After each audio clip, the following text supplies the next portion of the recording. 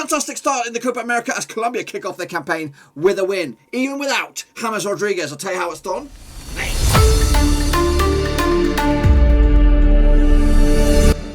That's right, folks, back once again with another match review. Looking back at the Copa America. That's right, folks, back once again with another match review. Looking back at the opening couple of games over in Copa America, and we'll get to that in just 1 second. If you're new to the channel, well, then keep it, boys. Smash your subscribe to keep you bang up to date with all things Copa America related. Papa Overstations. Well, football, we're going to know here.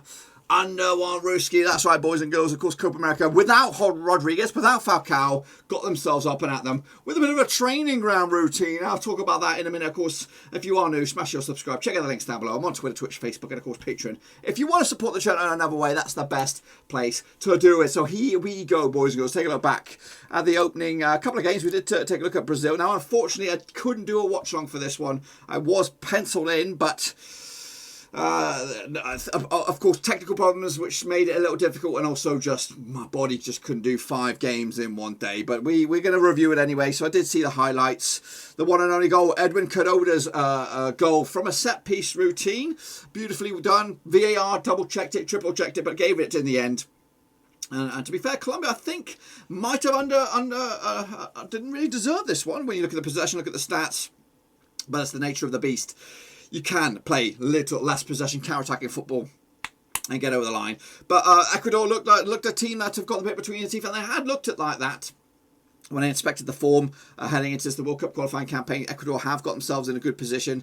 And they'll fancy the chances on this one. Again, a defeat hasn't ruled you out. You're still in the mix. There's 5 teams in each group. The top 4 go through. It's going to take something absolutely critical or drastic for you guys to not make it through. And from what I saw on the highlights, Ecuador have got a good chance to get themselves through to the competition's latter stages. 59% for Ecuador, 41% for Colombia. 5 shots just for Colombia, 8 for Ecuador. 6 of those off target. So that's where the problem relies. It's accountability for your shots. Make sure they go in the back of the net, or at least on target. 19 free kicks. Wow, wow, wee, wow for the Ecuadorians. 14 for Colombia. And a lot of fouls knocking about. So ultimately, yeah, Colombia may have got the goal. Ecuador got work to do to get over the line. And of course, they will go again. And we'll take a look at who they face next up. This is the heat maps. As you can see, Ecuador covering a lot of grass. Preferring to come down that left-hand side. But again, it's not just a one-trick pony. They've got a lot of coverage. And again, unfortunately, not on the receiving end of any points. As for the Colombians, a little less dominant with possession. Again, preferring to have the ball at the back here. Keeper was very, very busy. Again, down the right-hand side of the fence. And again, as you see, not that much going forward. So Colombia need work to do going that far. But they got the goal. That's all that counts. They got 3 points. Probably, you would think, they're already in the latter stages. As for the touch map, as you can see on this one for Ecuador, preferring down the flanks, not going down the middle, opting to go for the wings or the full-backs to get all the traction down the left-hand side. Again, very, very hot in the middle box, getting crossings maybe.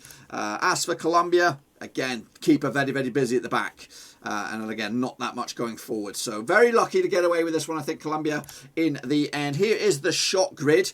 Ecuador on the left-hand side, Colombia on the right.